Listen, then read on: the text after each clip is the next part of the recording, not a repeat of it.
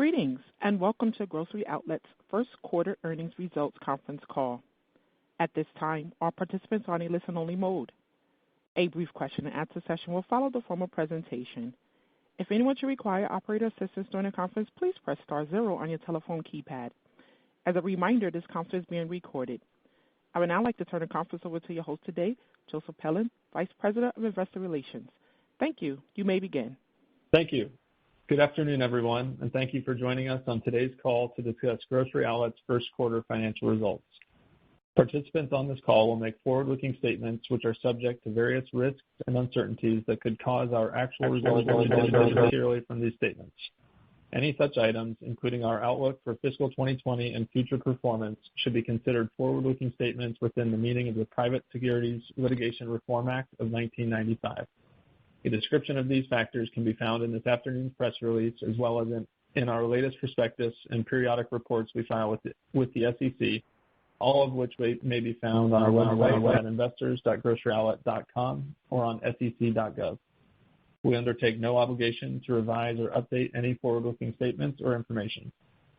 During our call, we may reference certain non-GAAP financial information, including adjusted items. Reconciliations of GAAP to non-GAAP measures, as well as the description, limitations, and rationale for using each measure, may be found in the supplemental financial tables included in this afternoon's press release, in our SEC filings, and on the Investors tab of our website. We reference non-GAAP measures in some of our financial discussions as we believe they more accurately represent the true operational performance and underlying results of our business. Presenting on today's call will be Grocery Outlet's Chief Executive Officer, Eric Lindberg, President R.J. Sheedy, and Chief Financial Officer Charles Bracher. Following our prepared remarks, we will open the call for questions. With that, I'll turn it over to Eric. Thanks, Joe. Good afternoon, everyone. I hope you and your families remain healthy and safe. We are continuing our social distancing efforts, so Joe, Charles, R.J., and I will once again be conducting our earnings call remotely. Our discussion today will be primarily focused on providing you with an update on how we've been operating our business through the coronavirus pandemic, as well as how we expect to operate our business moving forward. Starting with our top priorities, our efforts remain centered around ensuring our safety of our team and communities, supporting our IOs, working with suppliers to purchase product, and continuing to deliver strong operational execution. First, to safeguard our IOs, their store teams, and customers, comprehensive safety measures in line with the CDC and public health guidelines have been enacted across the organization. Examples of safety measures the IOs have instituted include cleaning stations at the entrance, space markers to ensure social distancing, plexiglass barriers at the checkouts, as well as precautionary signage throughout the entire store. We have temporarily provided incremental financial support to offset some of these incremental costs in the spirit of our partnership with the IOs. We recognize that they and their teams have been on the front lines of this pandemic and provide a vital service to their communities, and we're incredibly grateful for their outstanding efforts. Second, our purchasing teams have done just an amazing job of leveraging their vendor relationships to keep up with demand for opportunistic and everyday products. We have been working closely with our supplier partners to buy product to meet customer demand throughout the pandemic, while at the same time finding new sources of supply. We cannot overstate the value of our long-standing partnerships, and we continuously strive to be a great solution provider for our suppliers we work with. Third, our supply chain. With the significant increase in demand that began in mid-March, we increased the frequency of deliveries to stores and made necessary adjustments within our distribution center operations in order to handle the higher volumes. Our entire distribution network, including DC workers and fleet drivers, worked tirelessly to get products to stores as quickly and safely as possible. Overall, we feel really good about the current quantity and quality of inventory in our stores and distribution centers. Our flexible business model, value orientation, localized approach, and product offering have enabled us to effectively navigate through the initial stages of the pandemic and deliver a 17% comp growth in the first quarter. We are all extremely proud of the team's success in managing through this difficult period. Turning to an update on our real estate expansion strategy. We have opened 10 stores in the first quarter and have been working closely with our developers to get the remainder of our planned stores open by year-end. Despite the delays related to COVID-19, we still expect to open 28 to 30 stores this year. We feel good about the opportunities in front of us and continue to build our pipeline to a 10% annual unit growth. While we continue to focus on our response to COVID-19, we have not lost sight of our growth strategies and remain committed to making investments that will enable us to capture the long-term potential of our business. We know that people are one of the best long-term investments we can make. To that end, we recently hired Andrea Bortner to the newly created role of Chief Human Resources Officer.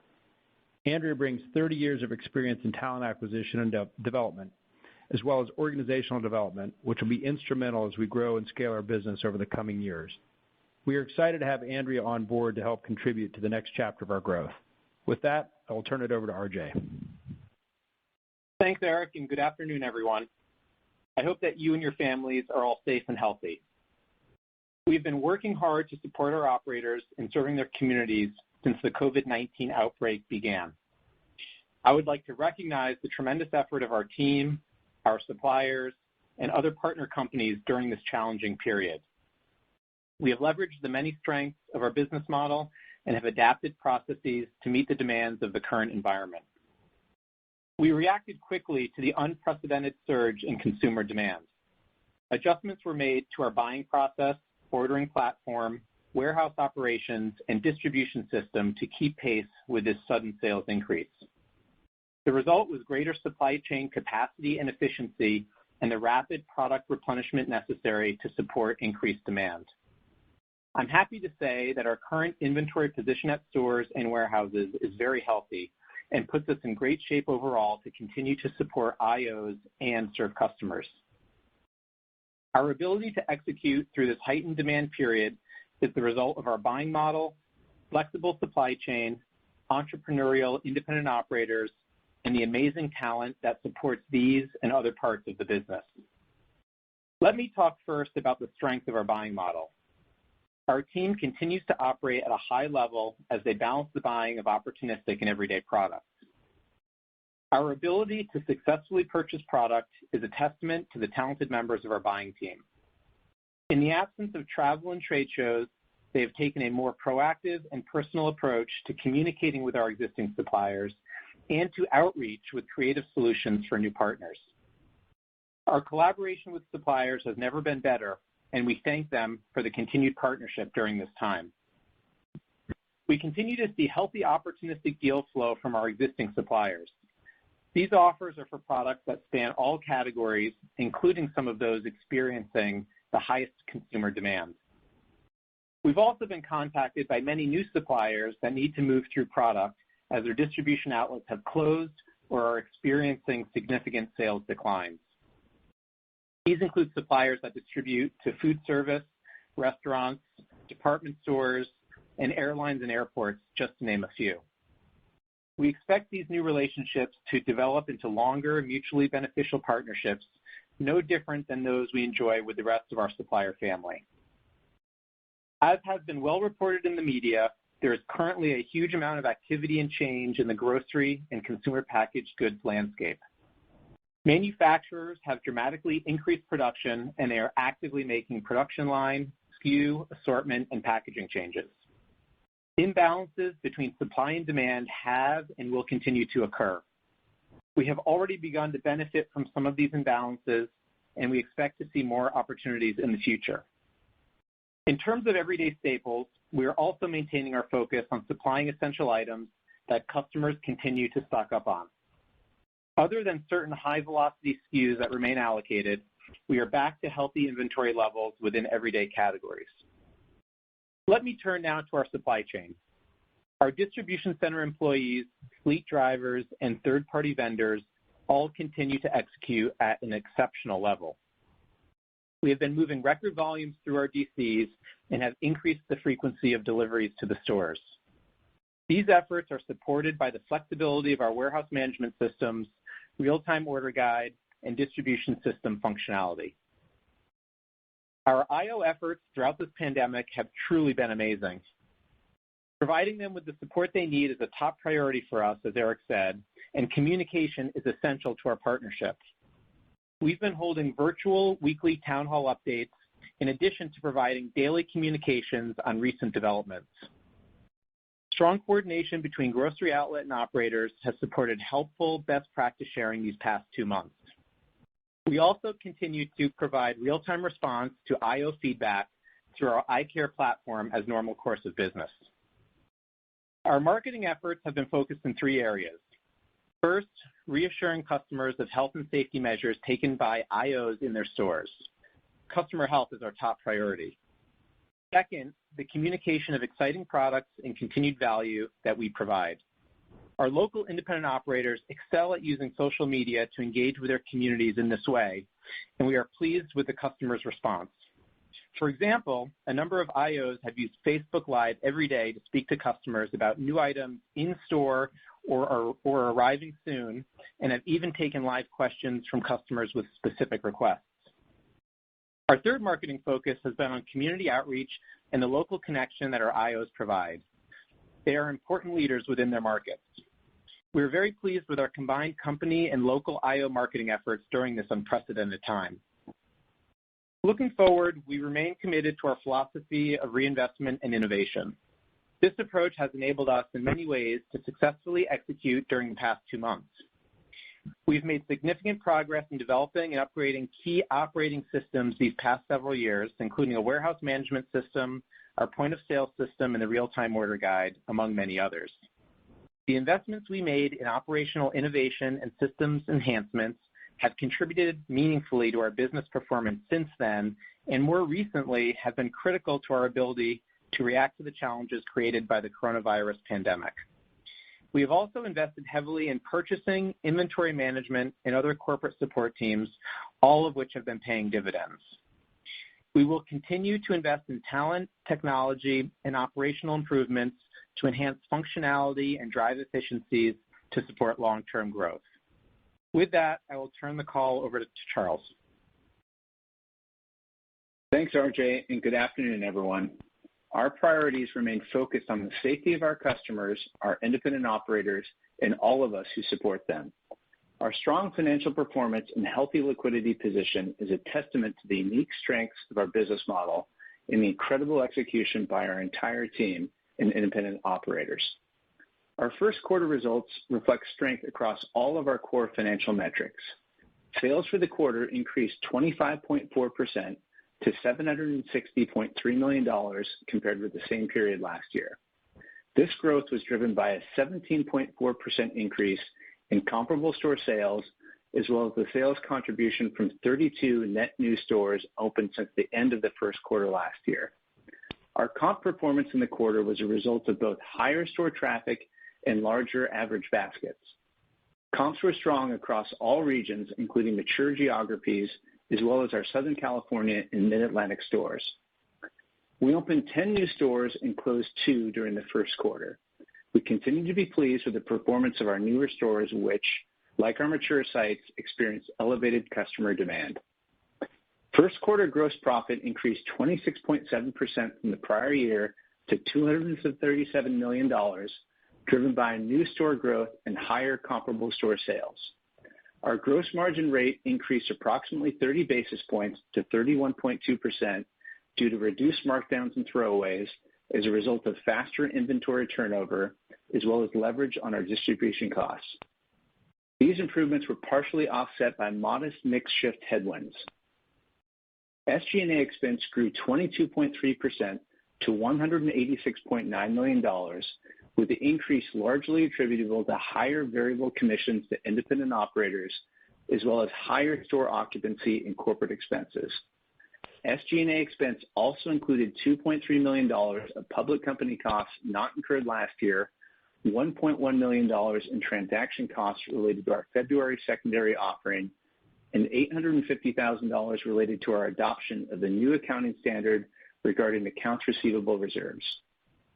Stock-based compensation expense for the first quarter was $20.3 million, largely related to the $4.1 million performance-based stock options that vested in conjunction with our secondary offering on February 3rd, 2020.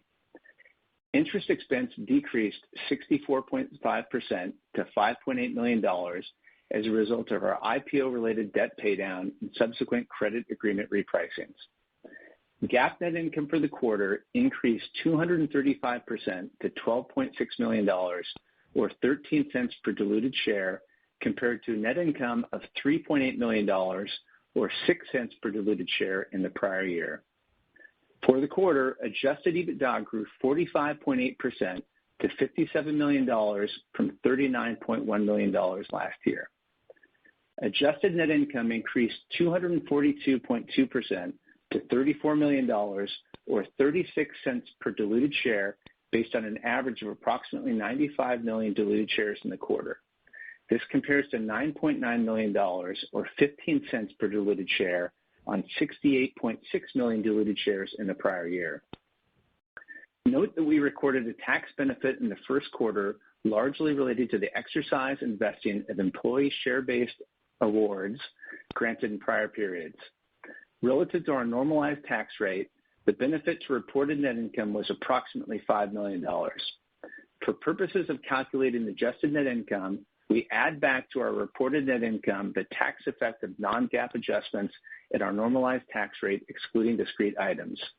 That normalized rate was 28% for the quarter. Turning to our balance sheet, at the end of our first quarter, we had cash and cash equivalents of $160.9 million. Inventory declined to $188.3 million as elevated customer demand in March temporarily drew down on store and warehouse inventory levels.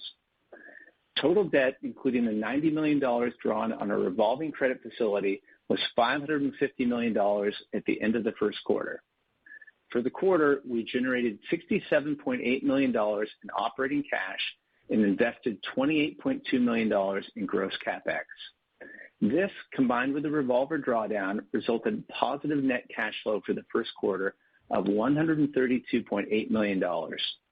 We feel extremely good about our liquidity position, given that our business continues to generate healthy internal cash flow, combined with the broad flexibility of our credit agreement. Note that our first lien facility does not mature until 2025, and we have ample room relative to our 7 times leverage covenant restriction. Now, let me provide an update regarding trends to date in the second quarter. Through the first 5 weeks of Q2, comp sales growth is tracking in the mid-teens. We are seeing customers consolidate their trips to stores, resulting in lower traffic, which is being more than offset by larger baskets. Note, however, that we are less than halfway through the quarter, and it is difficult to predict the impact on purchasing behaviors as shelter-in-place restrictions ease. As RJ discussed, we have been actively purchasing and receiving product in response to customer demand and have now rebuilt to a healthy inventory position in our stores and warehouses. With respect to new stores, we have signed leases for 2020 openings consistent with our 10% annual unit growth target. While construction activities continue, we do anticipate that COVID-19 will impact our ability to open all stores on time. Our current expectation is that we'll open between 28 and 30 stores this year, with no additional closures planned. Looking forward, we remain excited about the availability of attractive real estate sites as we continue to build our store pipeline to support 10% annual unit growth. While we continue to have confidence in our long-term margin stability, our gross margin rate may be impacted in the near term due to a number of COVID-related factors, including higher distribution and supply chain costs, short-term product mix shifts, and potential increases in commodity prices. Regarding SG&A, we expect to incur incremental operational expenses related to COVID-19, including additional cleaning and safety measures, costs for protective equipment and supplies at our stores and facilities, and higher corporate and distribution center personnel expense, including premium pay, overtime, and temporary labor. The impact of these incremental expenses was minimal in the first quarter, but is likely to more significantly impact second quarter results and potentially extend into future quarters as COVID-19 evolves. Consistent with our long-term philosophy, we continue to actively invest in our long-term growth objectives. For example, we've accelerated our investment in talent to add new skills and bench strength across the organization. We are also putting more resources into areas where we see opportunities to improve our operational capabilities. Taking those factors into account, as well as the addition of a full year of public company costs, we continue to manage towards a full year adjusted EBITDA margin rate that is in line with prior year. We do, however, anticipate that quarterly adjusted EBITDA margins will experience greater variability with significant pressure in the second quarter for the reasons I discussed. Moving further down the P&L, inclusive of our recent $90 million drawdown on our revolver, annualized interest expense is expected to be slightly below $25 million based on current LIBOR rates. We also continue to expect a normalized tax rate of approximately 28%, which excludes discrete items. We expect weighted average diluted share count for the year to be approximately 100 million shares. This reflects the full vesting of 5.8 million performance-based stock options related to our 2014 equity plan, which occurred upon the closing of our recent secondary offering on April 27th.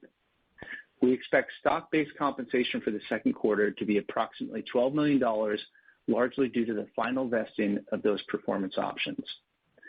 Turning to our capital expenditure plans, we remain committed to our investment priorities, which are building and opening new stores in line with our long-term 10% annual unit growth target, reinvesting back into the existing store base, and investing in our supply chain, IT systems, and infrastructure to support growth. While our CapEx spend in fiscal 2020 may fluctuate due to the timing of new store openings, we currently expect that CapEx for the year will be in the range of $90 to $100 million. In closing, we are extremely proud of our team's performance through this highly challenging and dynamic environment. I want to thank our employees, IOs, and the broader grocery outlet community for their sustained commitment and amazing execution during this health crisis.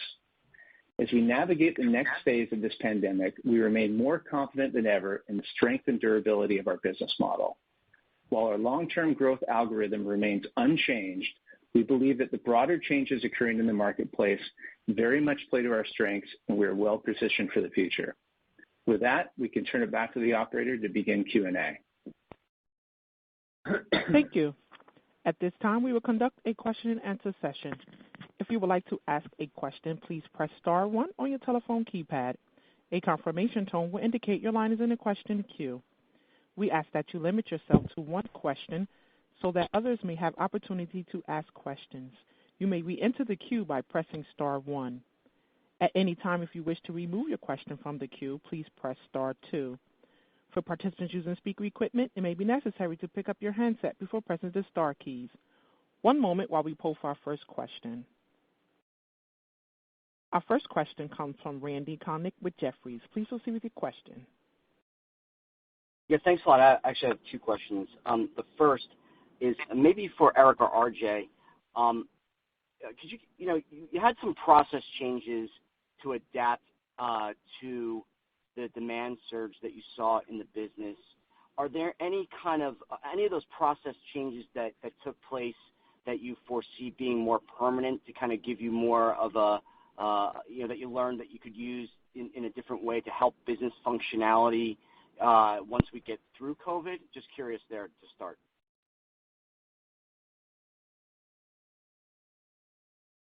Hey, Randy, it's RJ. I'll take that one. So, as noted in the comments, we had a number of changes that we made to react to the increased demand, and there were quite a lot, and we really benefited also, as mentioned, from some of the system enhancements we've made over the years, and really leaned on the flexibility of the model, so it served us well. Ordering functionality changes, distribution methods and approach, store ordering frequencies, volumes, certainly plenty of changes as it relates to capacity in the supply chain, all the way from buying through warehouse and distribution, and then certainly many changes as far as practices in the stores go. As far as takeaways and what we take from this looking forward, I think more than anything, view this most recent time period as an illustration of the strength and agility of the model, and we continue to lean into all of these things that make this business unique, and have really fueled our growth in the past, and we expect to looking forward. So, I can go across the entire business, but maybe just to point out a few. On the buying side, talk about the proactive and personal approach we've taken to buying product. I think we continue to reach an even higher level than the teams operate at in the past, and that'll serve us well, both with existing suppliers and with new suppliers. Renewed focus on relationships, solutions provided to our partners, which more and more are, I would say, are even more creative than we've seen in the past, and certainly as it relates to what I'll call non-traditional suppliers reaching out to us for help at this time. On the store side, countless examples of operators with their connection to community, really demonstrating the benefit of ownership and that ownership mindset. Again, flexibility, whether it's ordering or merchandising in a local way. All of these things have really benefited us, and I think, again, at levels that maybe we hadn't experienced in the past, it'll serve us well looking forward. And the last thing I would mention, really more around culture and communication. I think as all of us are experiencing, we're working remotely, making quick decisions, collaborating. A lot of the tenets of our business and culture, I think, have really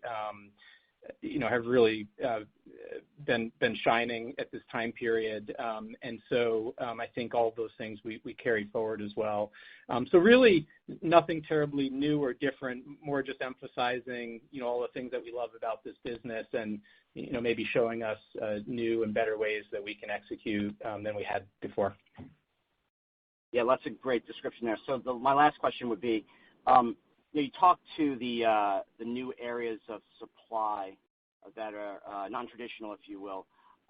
What are those non-traditional suppliers asking of you, and what are you asking of them? I'm sure that some of the packaging and the way they've traditionally produced those products for those different venues or different types of customer sets has to change for you. So kind of walk us through that relationship building process that's ongoing right now, and how we should be thinking about that into the future. Thanks, guys.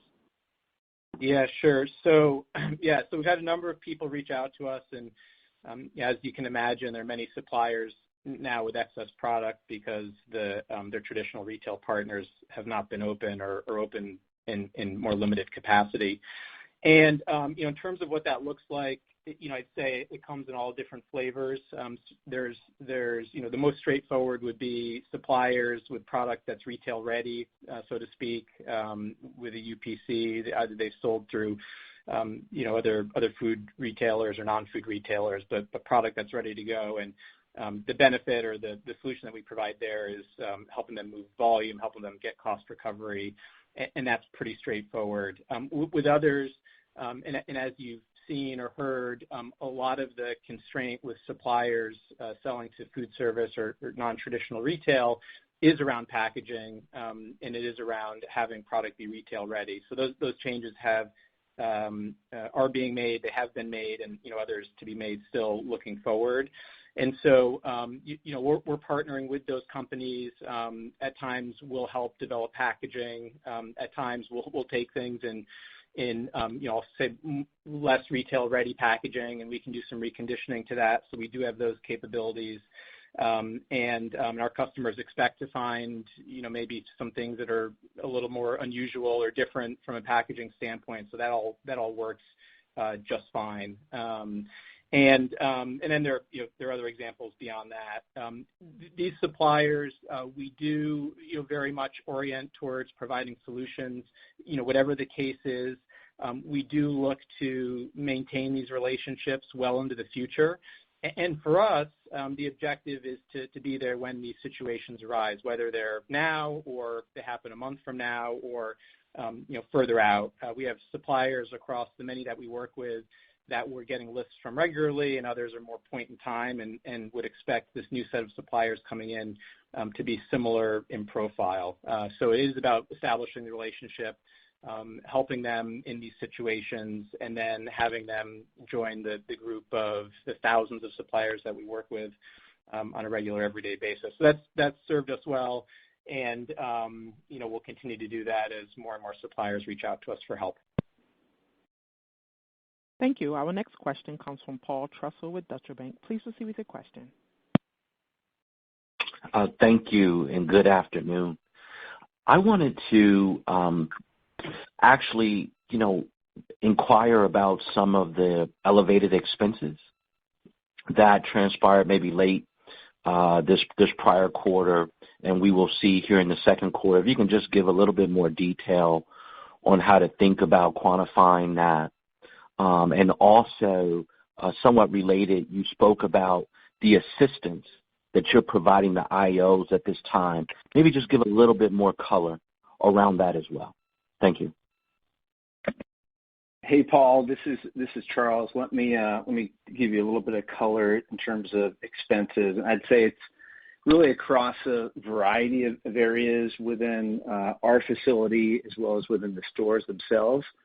So it's cleaning and safety costs at the distribution centers, at our stores. It's personnel costs when you think about premium pay for people who are on the front lines, overtime costs at our DCs, additional labor as we're dealing with some pretty elevated volumes.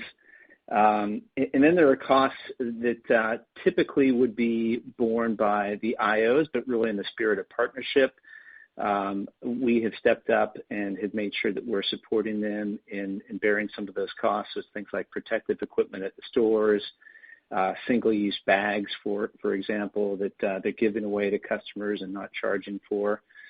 So really, again, a number of different things. We wanted to call out to folks that because of the timing of the sales ramp really kicking in the middle of March at the end of the first quarter, the impact of those expenses was pretty minimal as it relates to the first quarter, but we do anticipate they will be more significant with respect to Q2. We did not quantify that number. Frankly, we've only had the benefit of one fiscal month in the second quarter to look at those expenses. So we didn't think it was appropriate to try to estimate the exact cost, but we did want to call out to folks that we would expect adjusted EBITDA margins in the second quarter to be pressured as a result of some of those costs. Our next question comes from Simeon Gutman with Morgan Stanley. Please proceed with your question. Thanks. Hey, good afternoon, everyone. My question is also around buying. I think RJ mentioned that things have shored up, and I guess, I don't know if you mentioned visibility, but maybe supply demand looks maybe a little more predictable. And I'm sorry if I'm putting words in your mouth. Can you talk about the availability market in general? Could there be an issue a couple of quarters from now, given the surge and maybe the lack of closeout deals that may arise in the next 6 months? Or is the backdrop such that there's so many different sources that you're looking at that reasons to be worried, around 6 months from now shouldn't exist? And then you mentioned commodity costs, I think, as well. Why wouldn't you be able, in what seems to be a price-taking market for consumers, why wouldn't you be able to pass those along to the customer? Thanks. Hey, Simeon. Yeah, so to answer your first question, on the opportunistic side, we've really seen healthy opportunistic deal flow all the way through from mid-March when this thing started all the way till now, and continue to point to the relationships we have, the partnerships that we have. Suppliers need solutions to some of these imbalances even now, and then also the diversification of our supply base, and that we work with lots and lots of suppliers. So while we may see pockets of softness here and there, more normal course of business, that's true really at any time. Looking forward, I'd say, if anything, the amount of supply or the pool of supply out there, I think, only continues to grow. We've talked before about supply chain imbalance being a positive for this business. It's very much true. Some of these non-traditional suppliers, as we describe them coming in, I think that continues despite retail reopening, for one, because I think it'll be a longer build for customers back into those stores. and for those sales volumes to get back up to more normal levels, and there's certainly many that are still closed. So I think that backlog that exists within the supply chain continues to serve us well as far as opportunistic supply goes.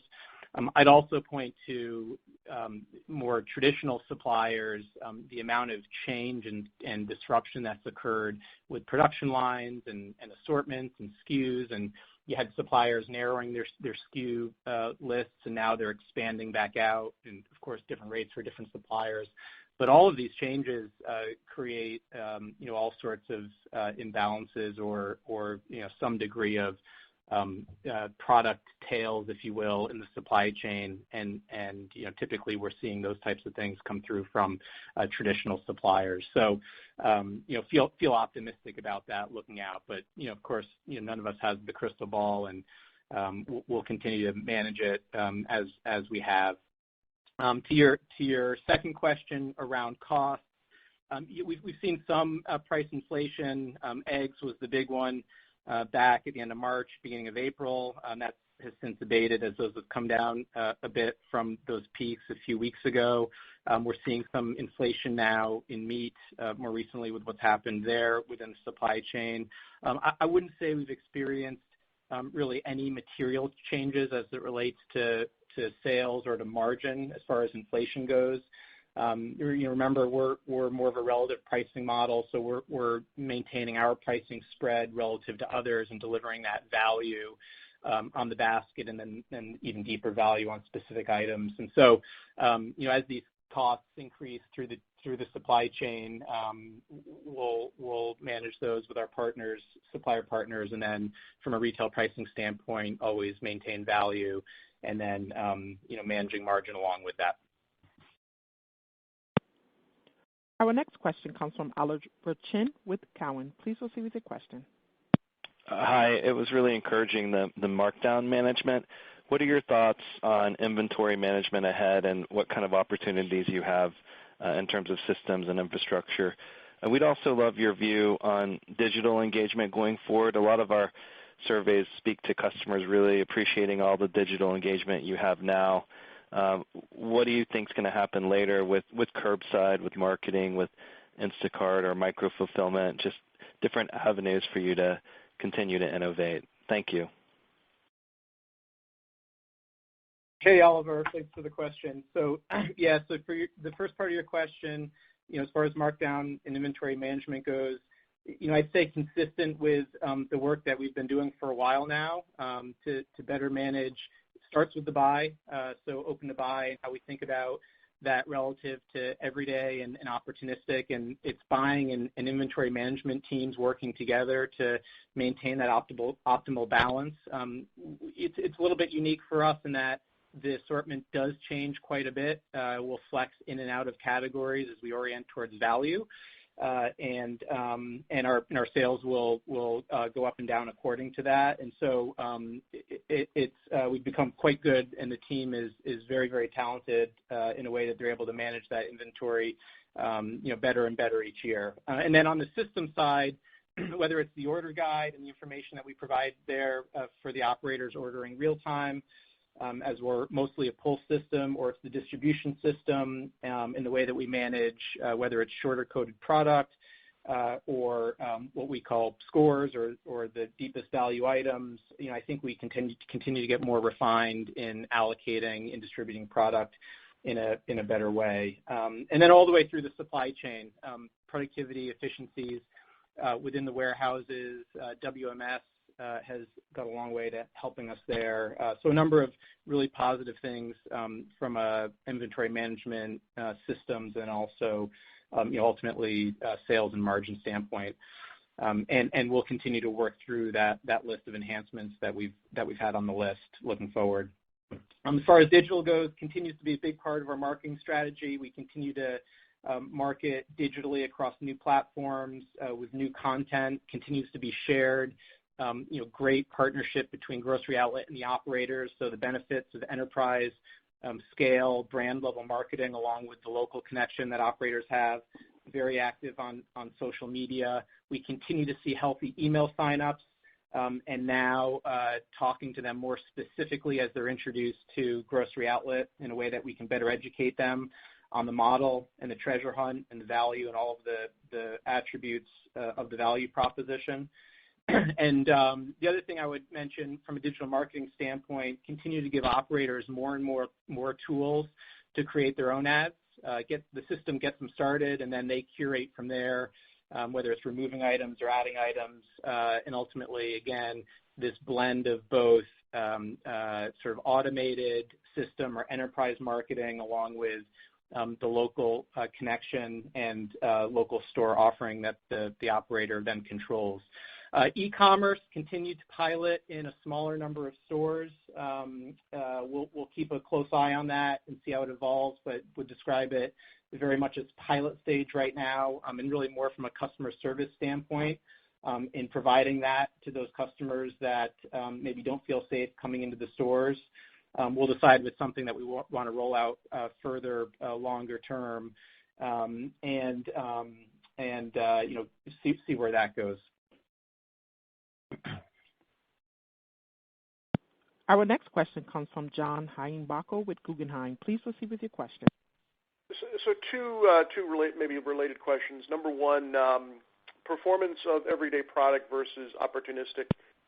Maybe compare those. And was that the primary mix headwind, right, that you think you face here in the second quarter? And then secondly, obviously would seem to be a lot of non-food discretionary closeout opportunities. Maybe the thought process on investing inventory in that area, in a recession, you can get great values, good margin. Will people buy that product? How do you weigh the pros and cons there? Yeah. Hey, John.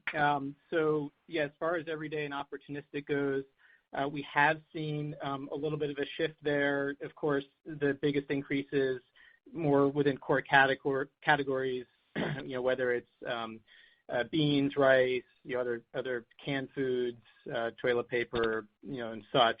And within these categories, there are many everyday items. So there has been some mix shift there, and then also some margin headwind as well. But I'll say, it really hasn't been too extreme.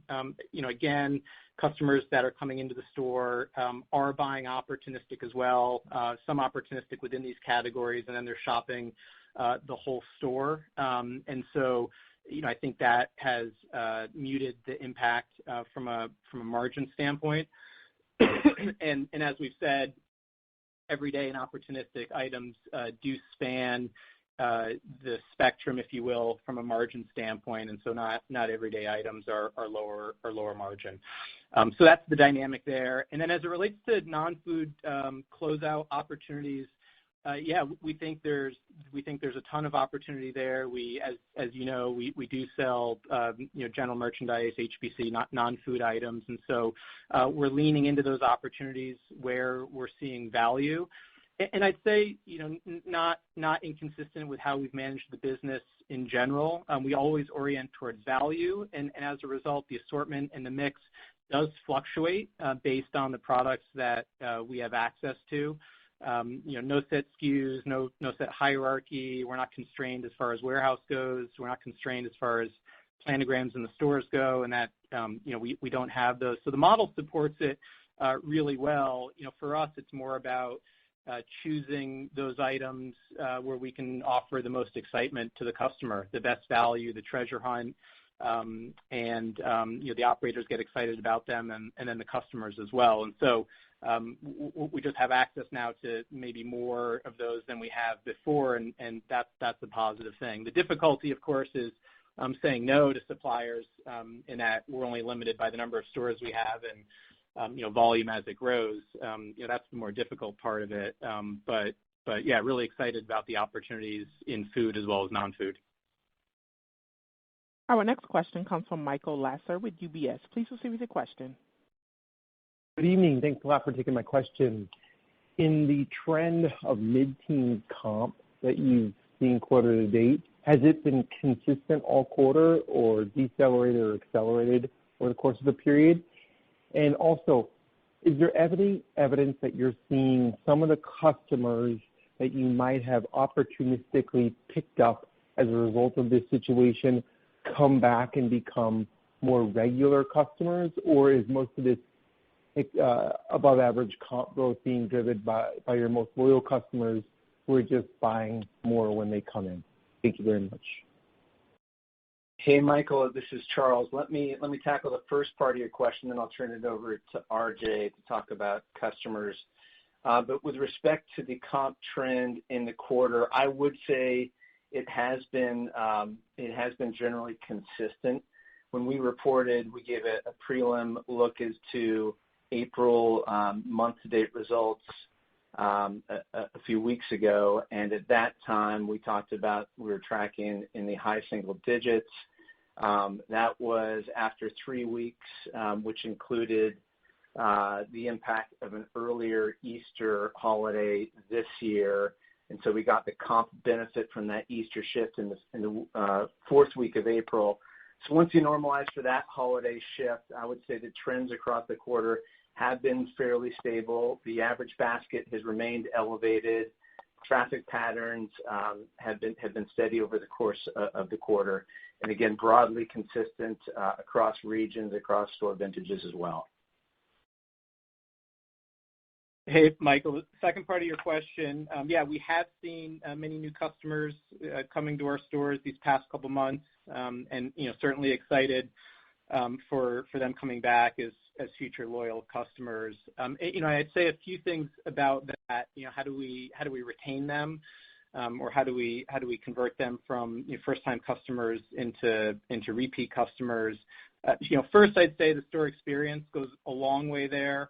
New customers are finding us, I think, in many cases because of inventory, both back at the end of March, where we were in good inventory position. If maybe they weren't finding what they were looking for in their regular store, they were coming and finding us, and I think we showed very well, and I'd say that continues even to now. As we talk about the healthy inventory position that we're in, I think that makes a nice impression on customers. Of course, value, continue to deliver great value when they come into the store. I think for the first time, many of them surprised at the values that they see. Even better at these times with other retailers less promotional. So I think our EDLP pricing strategy and the value we provide shows very well. Of course, the treasure hunt. We have had a lot of new items coming in and out of the store these past couple months. So customers, of course, love seeing that. And then the local ownership, the customer service that the operators are providing, and then the connection that they have with the community. So all these things, core to the model, are sticky, and I think gets those customers coming back.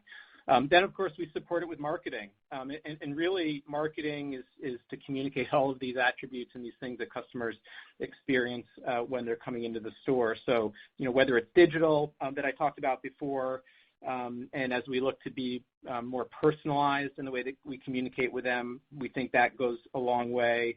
We can continue to invest in TV and radio with new creative, and have taken advantage of added value spots there.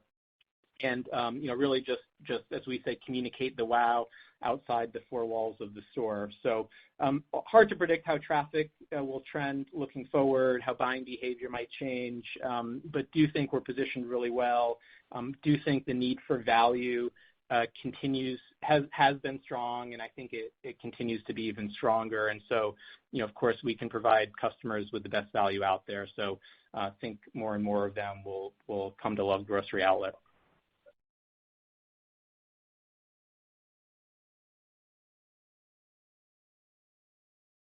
Our next question comes from Karen Short. Please proceed with your question. Okay, thanks very much. I just had a bigger picture question. Obviously you've discussed the fact that there will be embedded costs that will likely be ongoing in terms of cleanliness and things like that, and that's something that will pressure the IOs going forward. So I guess what I'm really wondering is, bigger picture, does this whole pandemic make Grocery Outlet more attractive to IOs or less, given that I also would say that pay scales are going to have to go up and be maintained at a higher level at many of the essential retailers across the country? Just wondering if you have some high-level thoughts on that. And then the second question I just wanted to ask is, you obviously don't seem to want to give us a dollar amount on providing financial support to the IOs, but is there any way you could just maybe give us a little more context in terms of how to think about 2Q and beyond on that front? Yeah. Hey, Karen, it's Eric. I'll take the first one and then perhaps let Charles jump in on two. Yeah, we think operators are going to be more attracted to the model. One of the first things we noticed in the early days was just the independence of the operator getting to react in their community in a way that felt right for the customers, be that inventory, be that hours they wanted to be open, just reacting to local and state sort of directives. The operators, leaned in and it was very collaborative on their part. We think long term, we're seeing an uptick in inbounds from people that are interested. We don't know if that's COVID related or not, but just looking at sort of, end of last year trend to first quarter this trend, number of people coming in, we think that's going to be a continued trend. We think that the hourly pay, that's been sort of a headwind we've had for 5 years, sort of from $10 to $15 in most of our areas. Everyone's offering, frontline pay. Our operators doing the same thing. We think those increased expenses are perhaps short term. They're definitely overcome by, increased profitability, increased volume for the operators. So I think on a net, it's a positive situation for the operators. It's been stressful for them. We've gotten lots of feedback that they're tired. They've been sort of gas on for, call it 2.5 months since the beginning of this, but they would not want to be anywhere else. They've been very, very positive about just being able to respond to each one of their communities, take care of their employees, and serve on the front line. So, Charles, you want to take the second part of that one? Yeah, Karen, let me try to give you a little bit more context, at least directionally. I think you can understand it continues to be very fluid for us, and so it's tough to put a specific dollar amount to these costs. But I think what we can say is we do continue, as we think about adjusted EBITDA margins, we continue to manage the business to maintain margins in line with our 2019 full year performance. And so when we think about Q1 and obviously performed well above that target, I think just directionally Q2 we would expect to be below sort of that full year adjusted EBITDA target, if you will, as a result of those costs that I kind of walked us through.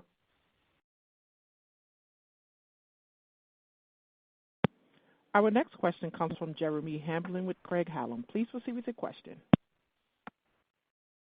Thanks. And I wanted to ask a question about store development, the push out of openings and delays that might be coming from COVID.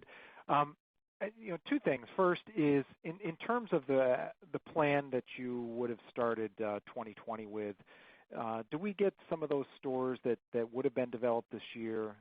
Do we kind of catch that in 2021 so that you have a little bit of an outsized growth in 2021? And then the second part is, related to the training that you typically do for IOs going through that process. A lot of times you have, kind of your grocery outlet university. How do you adjust that process moving forward? And are there going to be, any additional costs associated with that, or potentially fewer costs if you're not doing it in person? Yeah. Hey, Jeremy, Eric. So look, we're feeling good about the year. From a near-term standpoint, we opened 10 stores in Q1. We still expect to open 28 to 30 in the year. We're working, each store we're trying to open is sort of a specific set of circumstances and a location. So we're working with developers to get the remaining of the 2020 stores open, but it's really a case by case. I would expect to be impacted a bit in the 2020 opening cadence, but it's really hard to guess at this point what that's going to end up being. I think to your point about trying to play catch up and perhaps pushing a bunch of those stores into 21, I think we'll get back to the long-term algorithm of sort of 10% in 2021. We've signed leases. That's the good news. Pipeline remains really, really strong. It's possible, and I think it's likely that we're going to see some better real estate opportunities coming later in the year and beginning of next year. I think patience will pay off. A lot of landlords are not going to be quick to recognize that terms should be lower. But essentially, I think we're going to deliver pretty close to what we said we'd do this year, pick back up to the 10% cadence next year, with sort of a favorable outlook of what might come beyond that. Relative to training, this is where a nimble organization learns and pivots. Obviously, we can't have big group gatherings for universities and classes. We had pivoted to a field-based training probably 2 years ago. We generally would have IOs in the office to interview. Then they go through their days of discovery, which is sort of their onboarding to start training, and then they come back perhaps for one, 2 or 3 day university class in Emeryville. So actually, the AOT recruiters have reported that their process is a little bit more streamlined because they're doing everything through Zoom and Teams.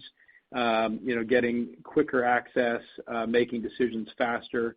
We're going to have to work a little bit harder to get training into stores, but, stores are open, operators are there, and they're really energized about the new candidates coming in. So I think we'll see some level of development and perhaps some costs in our training modules so that we can do testing and training, deeper modules online, some simulation, and that's in the process right now and something that I think COVID will force to be a little bit quicker. But, overall, I wouldn't say it's going to be a big disruption. It's probably just going to be an opportunity, Jeremy, for us to, get better a little bit quicker. Thanks, guys. Good luck. Our next question comes from Joe Feldman with Telsey Advisory. Please proceed with your question. Hey, guys. Congratulations on the quarter. And wanted to ask about the inventory again. Can you explain? I know the way the quarter ended, it seemed like, it was a bit light. And I know you said a few times in the prepared remarks that you feel comfortable where your inventory levels are at and you're in good shape. But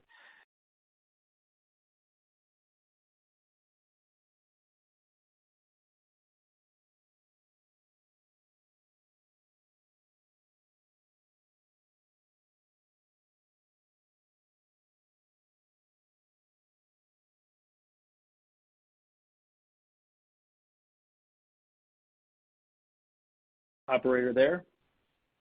Yes, his line went mute, so I'm not sure. Do we have a question from Robbie Ohms? Joe, your line is, are you muted? Joe Feldman? No, I'm not muted. Can you guys hear me? You just came back. We lost you. Could you start over? Sure. I apologize. Yeah, I don't know what was happening.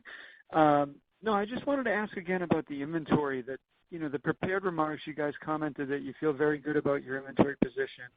And yet the quarter ended, I think it was down 10, 11% or so. I just wanted another explanation of what gives you confidence that you do have what you need, and maybe the current number is actually better than what the quarter end number was. But and also where you might be light in some categories. Is it still those basic toilet paper, things like that, where it's still light? Yeah. Hey, Joe, it's RJ. Yeah. So, what happened at the end of the quarter, the end of March, we of course were just, 2 weeks past or still in the midst of the huge increase in buying as customers were filling up their pantries. And so the result of that was, of course, lower inventory in the stores, which was then quickly followed then by lower inventory in the warehouses the stores were looking to replenish. So more just the cycle and the timing of when the quarter ended. And since then, really throughout the month of April, we then built back up both in the warehouses and in the stores to the point where we sit today. in a much healthier inventory position than where we sat really 2 weeks after that initial demand shock. So, and that was, again, just because of the sudden and strong increase in customer sales that we saw that persisted for a couple of weeks there. And then, as far as where we're still light, it's really limited. So still a few items that are on allocation from suppliers, toilet paper, although that's coming back stronger. One of the more difficult ones remains in disinfectant wipes. Just fewer companies producing those. And so, there are a few pockets here and there still, but really across the assortment, the inventory is strong, and that's true both in the stores and in the warehouses. So, really a testament to the great job done by buying team, by the planning team, and then all the way through the supply chain from the warehouses to transportation, and then to all the efforts in the stores and ordering product and getting it out on the shelves.